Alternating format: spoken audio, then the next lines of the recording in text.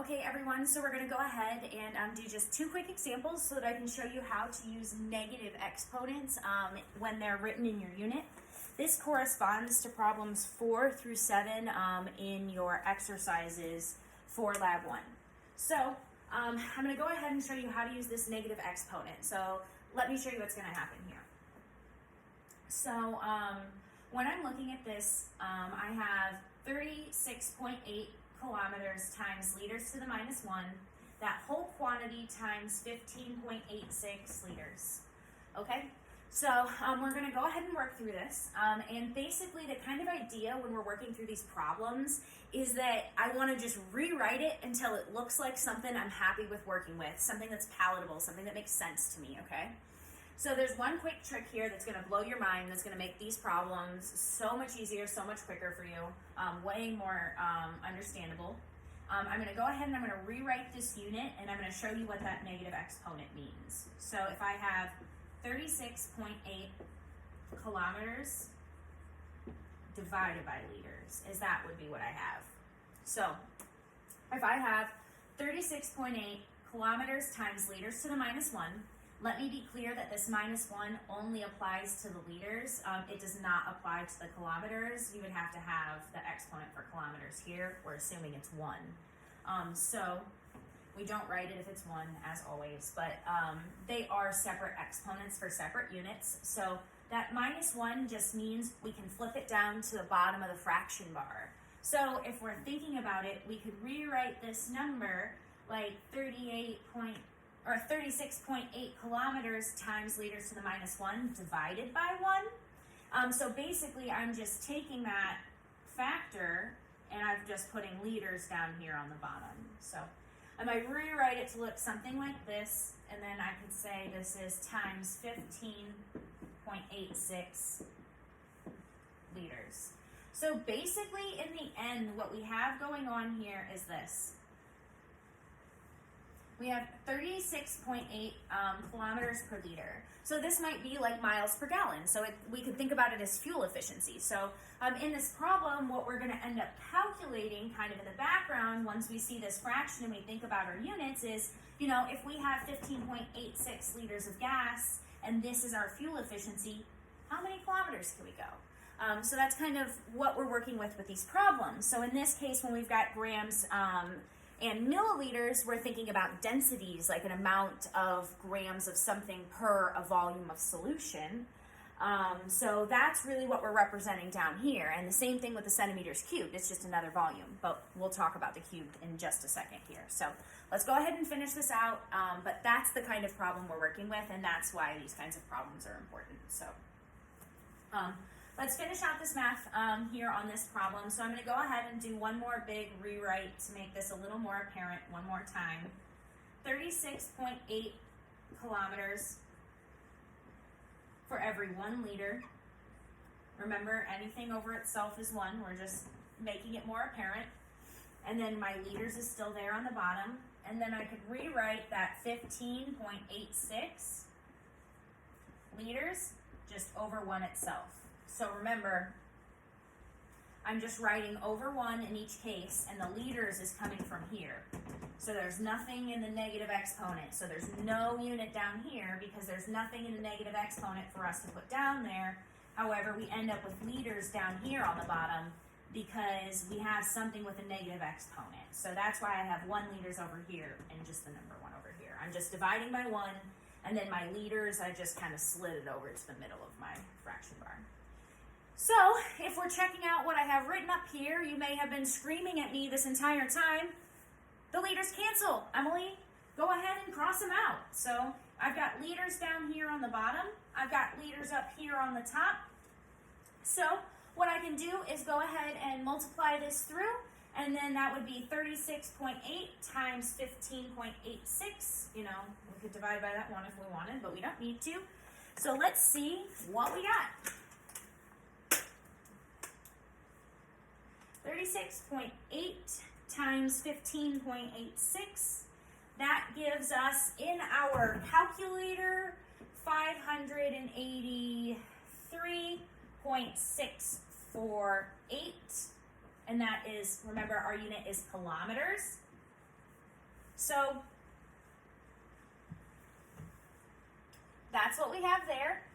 So remember, we have to check to see if our unit is, we have to double check our unit's correct. So we're thinking through our problem. We have, again, liters on the bottom, liters on the top. Again, they cancel out. Kilometers is the only thing I have left. The last thing that we have to triple check, as always, are our favorite friends, significant figures.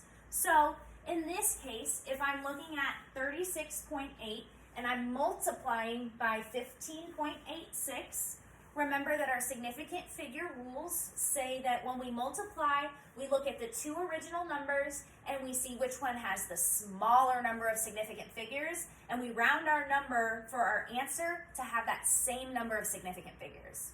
So let me go through that again. So again, we have our 38.6 or 36.8 kilometers. So this guy has 1, 2, 3 significant figures. They're all non-zero. So this guy has 3 sig figs, all non-zero, all count. Over here, we have 15.86. We have non-zero digits, so we have 1, 2, 3, 4 sig figs, 4 significant figures. So we've got 4 sig figs. So we look at these two numbers, we count their sig figs, we say, okay, this one has 3, this one has 4. I take the one with the lower number of sig figs, and that's what I round my answer as. So my answer has to have just 3 significant figures in it. So that means I'm going to want to round to this place. So I would have 1, 2, 3 significant figures. If I have a 6, 6 makes the 3 go up to 4. So the 3 is going to go up. So that means my answer with proper significant figures is 584 kilometers. 5, 6, 7, 8, and 9 make the number go up. 4, 3, 2, and 1 make the number go down. So our 3 went up to 4 because our number here was 6. So I've got 3 significant figures represented. I know it feels kind of kooky when we do this significant figure stuff because you're like, I have more detail I can give you. That's not really 584, it's 583.6.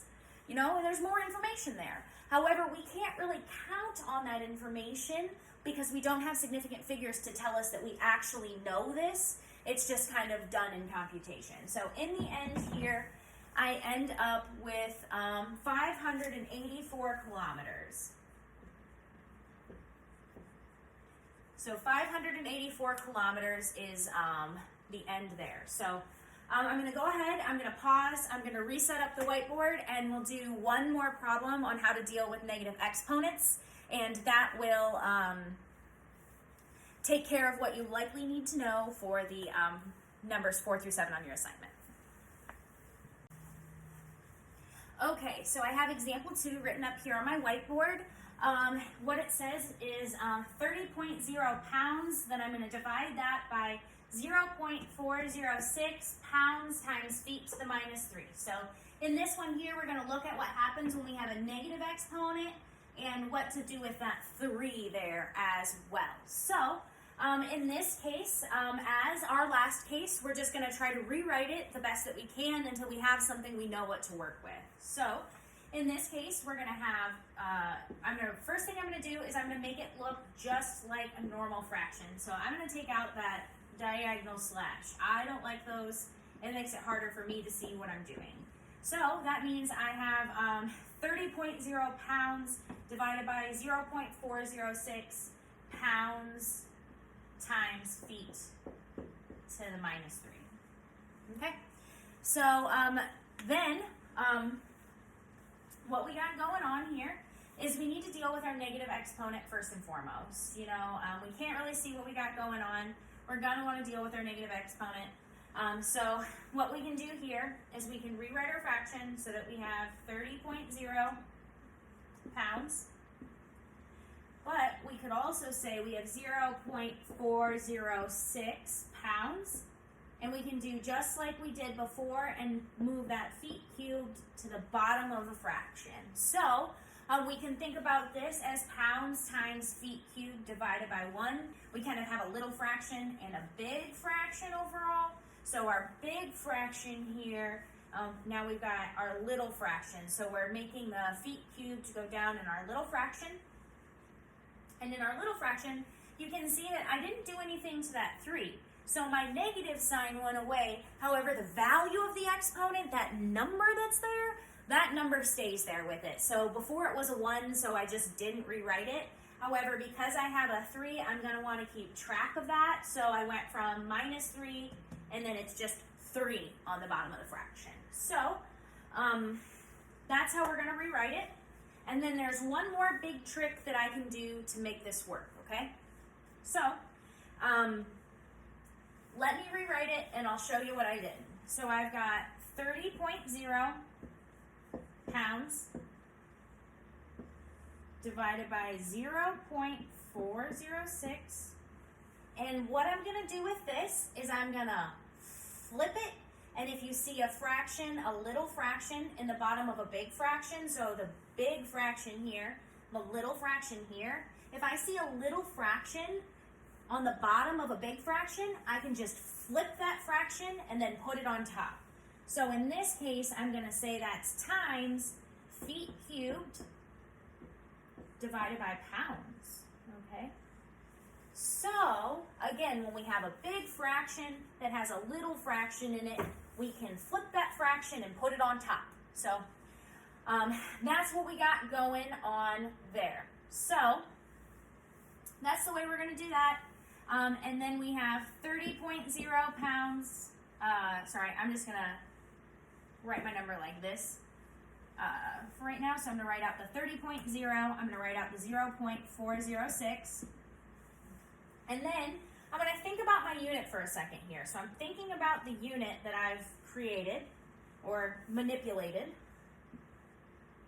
We could think about that, as always, as pounds over 1. So now we have pounds divided by 1 times feet cubed divided by pounds. So what I see here is I have pounds divided by pounds. So in the end, feet cubed on top is all I'm left with. So those are going to go ahead and cancel out just like that. So in the end, if I type this into my calculator, I get 30.0 divided by 0.406. In my calculator, it says 73.8916 and then a bunch of other stuff. Remembering our unit is feet cubed. So this is what's in my calculator. And then remember, the last thing I got to do is put my number into correct significant figures. So if I want to put my number here into correct significant figures, I have to go back up to my original problem and count the significant figures in my original problem. So in this case, if I look at the 30.0, the only, I have this one here. We know 3 counts. It's a non-zero digit.